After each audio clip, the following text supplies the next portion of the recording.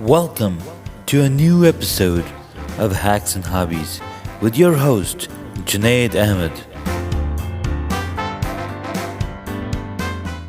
In this episode, I get to chat with David Calvert.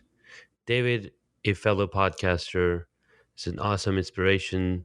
He's working on an amazing book, and he's got his own podcast where he is blowing it up. Today, we're going to talk about some of the hobbies, some of the uh, awesome things that he loves to do. So, David, tell us a little bit more about yourself. All right. Welcome to the podcast. Thank you very much for having me, man. And like you said, I run a small podcast called Car Thoughts with David. I'm also writing a science fiction novel, which I actually should have done today or tomorrow, and ready to send off to the editors. Nice. And just trying to start out my own business and get help others do the same things that I'm doing and that you're doing. Getting out there and putting your story out for the world to see. That's awesome. I got into podcasting mainly because cool medium, and I've been wanting to do a podcast for over 7 years. In fact, I even got one started with my cousins, and we just talked about tech happenings around the time, talking about computers, talking about phones, and talking about all sorts of awesome things. And we called it Still Brewing It because we're still trying to come up with what this is going to be about. That didn't last too long, mainly because all three of us were in three different locations, and we try to use Google Hangouts to do a live video, and then it would record it, and then we had to go through the process of editing and putting all of this stuff together. It was a lot of hassle, right? And then earlier this year, a friend of mine asked me, "Hey, I need to set up a podcast. Do you know anything about it?" I was like, "Absolutely. Let me tell you what you need." And by this time, we had much better technologies, much better solutions available. And I ran into Anchor, and I was like, "Whoa, what is this? This is some really cool thing." So, and I decided that I'm just gonna do it on my own because it's very hard to find somebody that's in the same thought space as you are. But then when I joined the Anchor community on Facebook, and I was like, wait, these all these people are in the same thought space as I am. We're just far removed from each other. Um, so yeah, that's a little bit of my journey on how I got started. How about yourself? Tell me what got you into podcasting. Yeah, I mean, basically, I kept seeing everybody on like LinkedIn and Facebook and stuff talking about podcasts, and I was like, well, I really don't know what to do. I Hmm. feel like I've got a story and information I could share with people that would really be useful and good. And Hmm. so I started doing my research. I started looking up podcasting apps, and I came across Anchor as I started like looking up or googling like best podcasting apps or easiest to use or whatever because I really didn't know what I was doing. And from there, it kind of Yeah. I downloaded the app, I set up my podcast, and then I needed to figure out what I was going to talk about and how I was going to actually the logistical side of how I was going to record it because I stay pretty busy, and Yeah. so I needed a place where I could actually record without being interrupted. And I just got done reading Alan Gannett's book called The Creative Curve. And one of the things he talks about in that book is why we always have these aha moments when we're in the shower, in the car, or when we wake up first thing in the morning, because our subconscious is able to be a little bit more free because we're doing a menial task. I thought about, okay, well, shower thoughts would be interesting, but might be a little bit of a problem if the phone drops in the shower while I'm recording or gets wet. So let's not do that. So that didn't work. And I was like, well, I can probably talk in my sleep, Yeah. but I don't know if I could actually record it in my sleep. So that's not going to work. So I was like, okay, well, last option is the car. So I started recording in my car, and it's taken off. And I've actually had people, um, Yeah. who've actually sent me messages, and they're like, "I love how the car's kind of like your co-host. You know, you hear you shifting gears and cars driving past and motorcycles." And Nice. in my last interview I did with Chris Clues, there was actually a cop car that passed me with the sirens going. He's like, are you getting pulled over?" I was like, no, he's passing me. But yeah, so it's like it's interesting sounds as well. That is so cool. Yeah, That is really awesome. I mean, the ambience, right? The car ambience is what people are loving to hear. But that's not all. I mean, they love your content. They keep coming back for your content, and that's really awesome. So you know what you when you mentioned shower thoughts, there's this one guy on Anchor actually, and he did an episode in the shower. And he stuck the phone in between, I guess, the shelf or yeah, whatever, yeah. and he just started talking. He's like, all right. And I'm listening to this episode, I'm like, oh my god, this is hilarious. And he's like, you know, anytime I get in the shower, I wonder which parts to start with. And then, sometimes when I'm talking, I forget which parts I already done, so I'm it's like going over multiple times. Like, okay, that's a little TMI. Oh geez, that's crazy.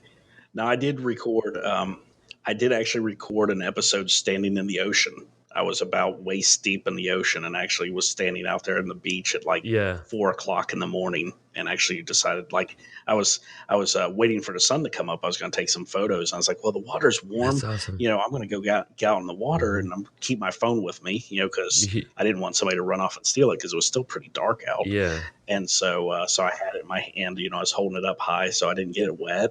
And all of a sudden, it's like, I've got an idea for a podcast episode. How about I record it right here? So you kind of hear the Nice. waves and the water splashing around as the waves come in and hit me. Yeah. So yeah, that was an interesting idea, and a lot of people like that episode too. Nice. Yeah, one episode that I got to do was on a bicycle, and it's probably the most listened one episode too. It's like, right, that's really interesting. I mean, you wonder, what kind of content are they? I mean, I barely get any feedback because I'm not as what do you call it, consistent as you are, and I'm trying to get there. I'm trying to be more consistent. I have a backlog of episodes that I need to edit, and it's just a lot less time. So let's get into some of your hobbies. What hobbies did you want to get into? Because this is, after all, the podcast about hacks and hobbies. Okay. All right. Well, as we talked about in our first attempted episode, I'm very big into to building Legos. I love it's like doing a puzzle, just more complex. So I've always enjoyed Oh yeah. working with Lego sets. When I was younger, I would actually send designs in. Of course, now they've got the website, the creator's website, where you can actually submit your designs, and I've even done a couple of Mm-hmm. those in recent years. None of them have been made into sets yet, but it was still fun to do and to share out, and have actually designed a set before the Wally set came out, because my Mm-hmm. brother-in-law, he's a huge fan of the Wally movie. And I Yeah. actually designed a set with the Lego design software, a Wally set, and then called Lego and ordered the individual bricks from them, and Nice. then sent that to them. And the cool thing about the Lego software is when you design the set, it actually um, you can save it, and it actually prints out like the instruction brochure, like how all the steps and Oh everything man. too of how to build it. Nice. So, I when I worked at Verizon at the call center, because it wasn't really engaging on a intellectual level, because it was just pretty much like, okay, turn your phone off, turn it back on again. I had a lot of free time to do stuff, so I'd sit there with my laptop and design Lego sets while I was on calls with people fixing their cell phones and their bills. That's really cool. I recently discovered that software, and I was like, I want to play with it, but I've never creatively created any Lego sets, and so I'm always at a loss. I'm like, okay, one day, because my work requires that I pay full attention as I'm designing interfaces and designing applications. So can't really take that time. I mean, every single thing that I want to get into requires full attention, and that's one thing about the podcasting, right? I'm able to record my podcast in the car as well. That's the one place that I can focus and do the podcast episodes. But I am technically in the car recording these episodes. Right. Yeah.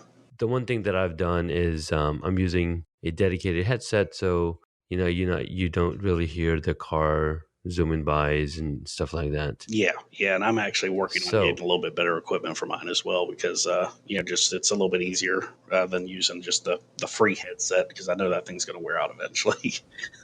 yeah, exactly. So talking about Legos, right? Legos. I grew up playing with Lego also, but I was first introduced to Lego back in '85 when I was visiting the U.S. and my uncle, who's like 8 months older than me, he had a huge set. He had a castle, all out of Legos, and he would play with this stuff. And then somehow I got into Lego Technic, and I still didn't have a lot of sets. I came back from vacation. I recently got him Lego Duplo set from not just a single set, but I found this lot on Craigslist. It probably has like 500 pieces for $60. Oh, wow. And these are like in excellent condition because the two children these guys had, they kept it in really good shape. So this is like, I was like, wow, this is jackpot. I mean, if I had purchased every single set, I would probably be paying $200-$300 on this. Anyhow, so Lego is definitely amazing, and I love the new sets that they keep coming up with. In fact, a few months ago they came out with the Voltron set. I don't know if you saw it. Yes. Yeah. I'm definitely planning on picking that up here very soon. Got to knock out my Christmas shopping for other people, and then I'm going to pick that up.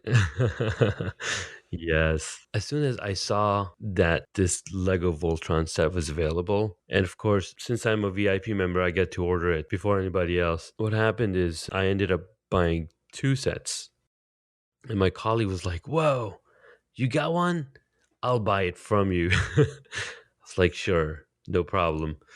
So I gave him one, and then when it arrived, I initially mainly got it because my son's been into Voltron for the past 3-4 years, watching Voltron on Netflix, and he's like, "Oh my god, Voltron's the best!" And all of his drawings is Voltron robots with red, yellow, green, and blue and black. And I was like, "All right, so this he's gonna love it." So when I got the set, I was like, "We got a surprise for you," and he was just jumping off the walls. And it's like, all right, it's all you, man. You got to build this whole thing. And it's got like 2,300 pieces. Oh, wow. And yeah, it's a huge set. I mean, this thing finished is easily a foot or maybe like 18, 20 inches tall. So he built the whole thing himself. You can take apart the lions and you can put the lions together to form Voltron. It's really, really awesome. And so once the pre-order madness was gone, right, and I start seeing it show up on eBay, Yeah. things pop up on eBay because people are done playing with it. They've built it. Now they want to sell it, right? So now you can pick it up for like $170 or even cheaper, like $150. And I was like, it's cool. I could probably get another set because I didn't get to build it myself either. I was like, I wanted to build it, and because one really cool set that I got to build was the Porsche GT3 Technic set, and man, that took me. I would spend like an hour at a time, and probably took me like 2-3 weeks because I initially bought it used also through bricklinks.com, and it came in bags. So the first thing that I did was like, all right, I gotta sort all these things out because otherwise I'd be just looking through the pile over and over, right? Mhm. You know how that is. Oh, yeah. Yeah. All right. So Legos. What's the other awesome thing that you wish you got more into? I wish I was still more into music. I'm trying to get back into it, and I actually broke out my guitar Hmm. recently and started learning songs again, practicing newer songs because I mean Yeah. I could probably sit down and play anything from the 70s or 80s no problem. But I haven't played in probably nearly a decade. I used to actually I was in three different like bands within like local churches and stuff where they kind of hired me to come in and play because they were short people. And then I was also in a few local bands where we toured around the state and played shows and I learned a couple different instruments: guitar, bass, drums, uh, ukulele, mandolin, and I tried to learn violin. That didn't really go so well. Yeah. But I could definitely I could do all the chords and the notes for violin. It was just the actual using the bow. It sounded like I was torturing cats every time I touched it to the strings, and I was like, yeah. There's an art to this. There's something I'm missing. I don't feel the spirit of Charlie Daniels racing through my veins, so maybe I just need to sell it. That's really cool. So you're getting back into playing guitar? Yes, yeah. I'm actually going to be on a friend's podcast Saturday, Hmm. and what he does is he'll have like music in the background, or sometimes he'll sit there and like just practice on his guitar while he's recording his episode. So I was like, oh crap! If I'm going to be on his show, I'm going over to his house. I need to take my guitar and maybe I'll play some Yeah. while we're talking. We're going to be talking about the Predator series. We're going to be doing like a review of the whole Nice. series and talk about that. That's really awesome. Yeah, man, I never really got into playing music, although I love to sing. Um, but I did manage to play some bass guitar and try to try to get into playing the guitar. And I knew some chords, and I would play it, but it was just for fun, not something crazy. We actually had a band um, back in 2003, and I was like, dude, I could sing, you can play, so let's just make a band out of it.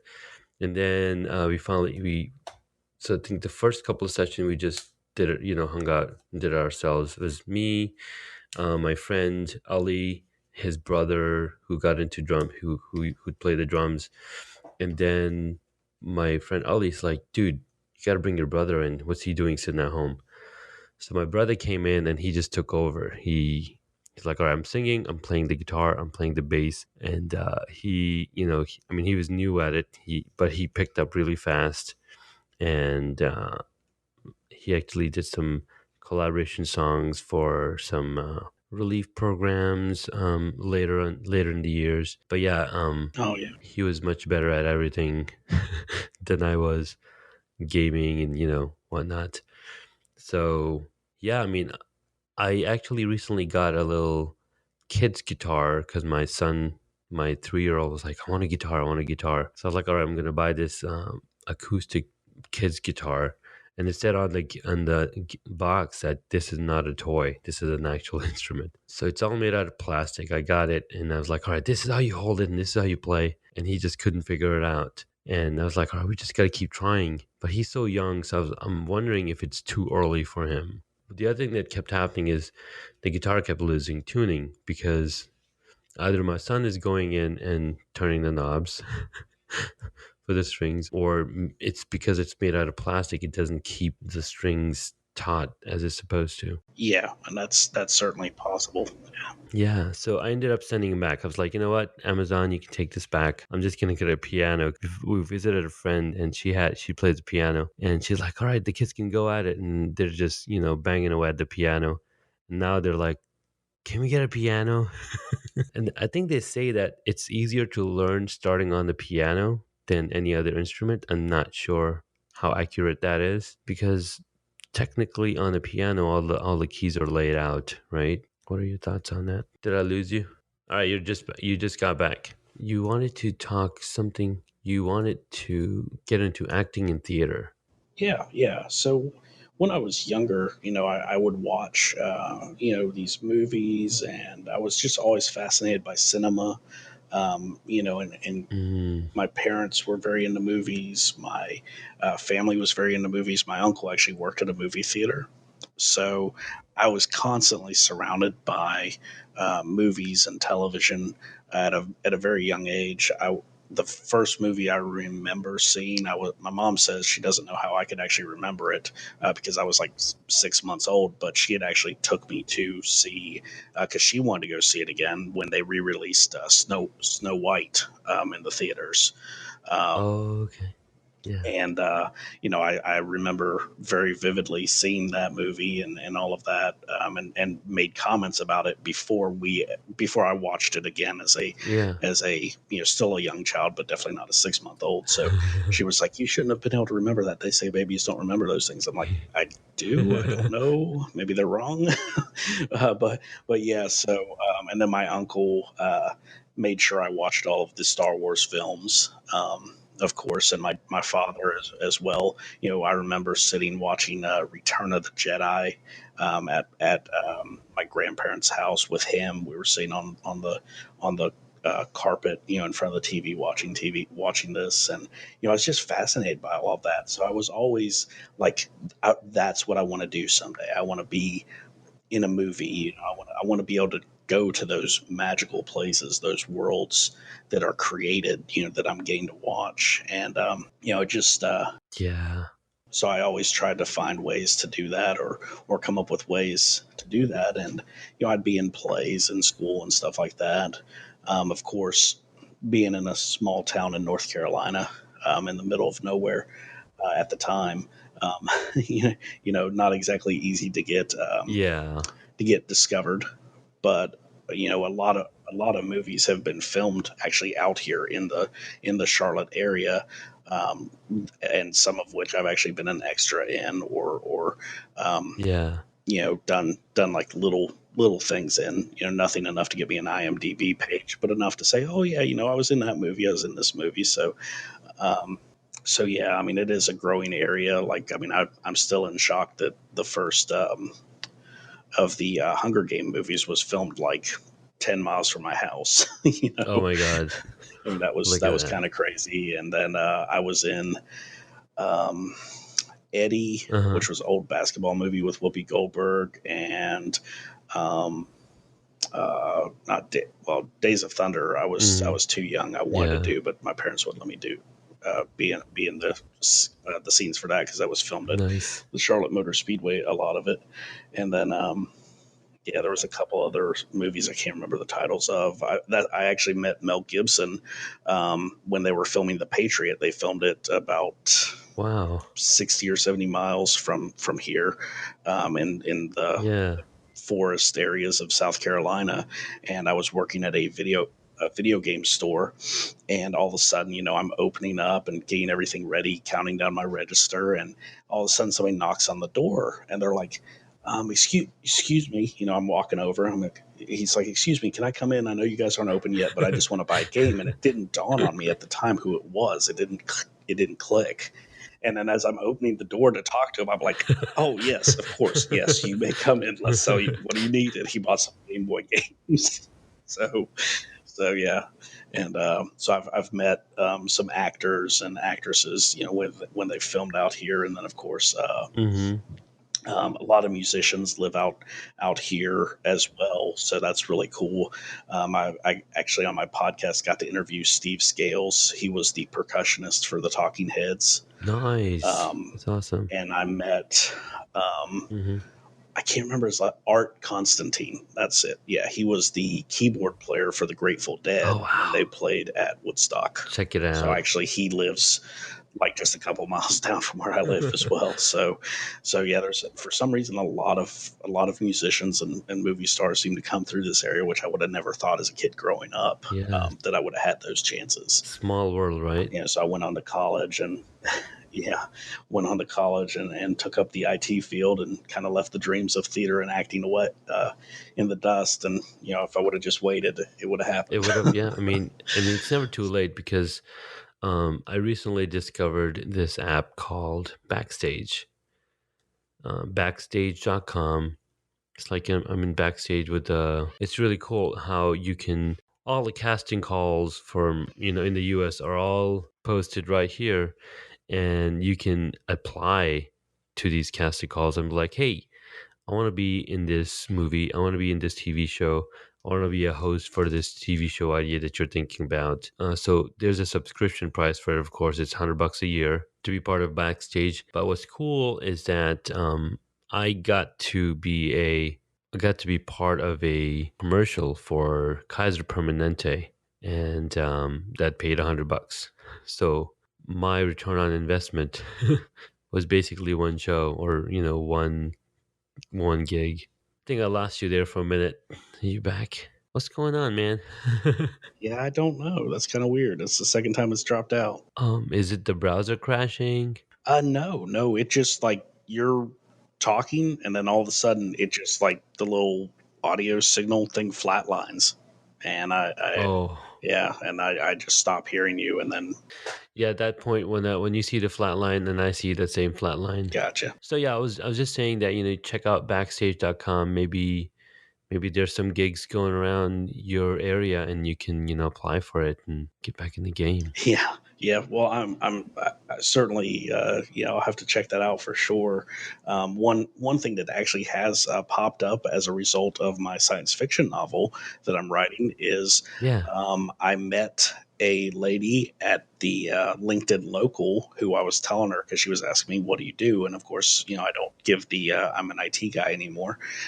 Yeah. And I told her, I said, "Yeah, I'm in the process of writing a science fiction novel. I run a podcast," and she just starts asking me all these questions. Yeah. And a couple days after the LinkedIn local, her assistant messages me, and she's like, "Hey, Delilah would love to have you on her podcast to talk about your book and everything." Nice. And so after the interview, she asks me like, "Hey, I'm also on the board for the Charlotte Black Film Festival, and there is a authors section, and we'd like you to attend Dude. to showcase your book and to sell it and sign it and all that good stuff."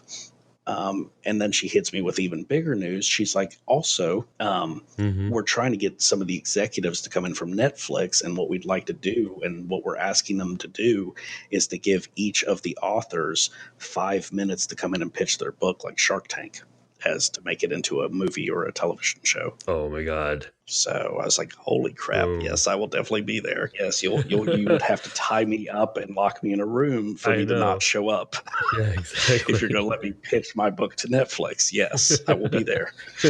So No, dude, that's really awesome. See, there's more than one way to get into that area in that business, right? oh, absolutely, yeah. Yeah, I mean, So that's going to be something I try, and that's in a couple months. That'll be in April. So yeah. nice. What's really cool is so I don't know if you read the story of Kevin Hart. He's got a book out, and he basically talks about his life story and how he got to where he is now. Um, and it's really cool how he was doing pretty good being a stand-up comedy, and then he got some calls from Hollywood, and he's like, I'll absolutely do a TV show, I'll absolutely do a movie. And I think he got to do a movie where he picked all of his dialogues. It's like a cult classic. But then he got to pick a TV show. They shot a TV show. They shot probably 6 episodes, but it never got picked up. And it's mainly because he was acting out lines written by somebody else. And being a stand-up comedian, being somebody who writes their own material, that's not somebody who he was. So he had to wait. He's like, Hollywood's like, you gotta wait a year to see if your thing picks up or if you get to be in another stuff. After 6 months, he's like, I'm done waiting. I'm just gonna go back on the streets and start doing my stand-up comedy routine. And in one of these routines, he ran into Dane Cook, and he's like, dude, Dane Cook, how the heck do you get so many people show up at all of these different events? He's like, dude, email lists. It's like, what? Email? Like, yeah, dude. Anytime I show up somewhere, I ask people to sign up. So whenever we're in that city, we'll tell them, hey, we're coming to the city. Come on down. It's like, oh my God. So that's exactly what he started doing. That's what Kevin Hart started doing. Everywhere they went, they just collected emails. They built up their lists, And that is how he was get back into Hollywood on his own terms, because he was so loud, he was so huge in just what he was doing on his own, building his audience, that Hollywood was like, you can do whatever movie you want, you pick your own dialogue, you're your own man. And that's where he is right now. I was like, whoa, that's an amazing story. And I think Oh yeah. you're heading that same direction, my friend.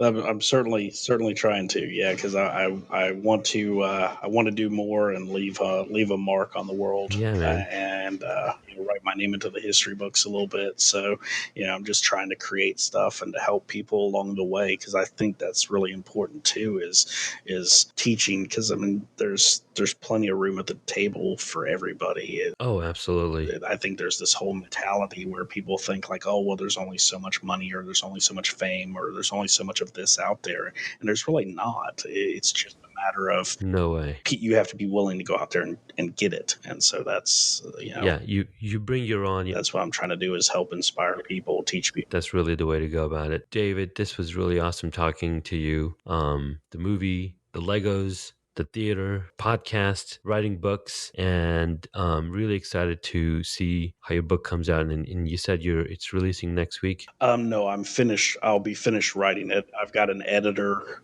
who's going to edit it. I've got actually Errol Erdeman, his cousin, is actually doing the cover art for the book. So he just actually sent me the concept design for that. Which I'll send that to you after we get off here so you can see it. Oh, nice. So I'm hoping, if everything goes to plan, I'm hoping to have the book available on Amazon by like Awesome. second week of January. That's my goal. Fantastic, man. I'm looking forward to checking out your book, and I'm sure you'll be doing the audiobook for it, right? Yes, yeah. Once I'll have to figure out how to do that. I'm still learning how to actually put the book itself together on Amazon. But yeah, as soon as I get that done, I'll do the audiobook. Yeah. Awesome. Well, if you need any help in that area, I've been able to find some cool ways on how to get on Amazon Prime Video. Like if you want to put your content up on Amazon Prime Video, your short movies, your TV show, your channel, it's all very easily attainable. So yeah, where can people find you? Okay. I've got my website, which is creativecalvert.com. You can reach me. There's a web form there. There's also links to all of my social media. I'm very heavy on LinkedIn, so you can definitely find me there, as well as Twitter and Instagram. I'm on Twitter at dcalvert2112 because I'm a huge fan of Rush and their album 2112. And then on Instagram, David Calvert 2. Awesome. I will also include in the show notes those links so people can get to you, get in touch with you. Thanks again for coming on the show. Oh, and you are so welcome, and thank you so much for having me on the show. It's an honor, and I always love cross collaboration among podcasters. That's really awesome. Absolutely.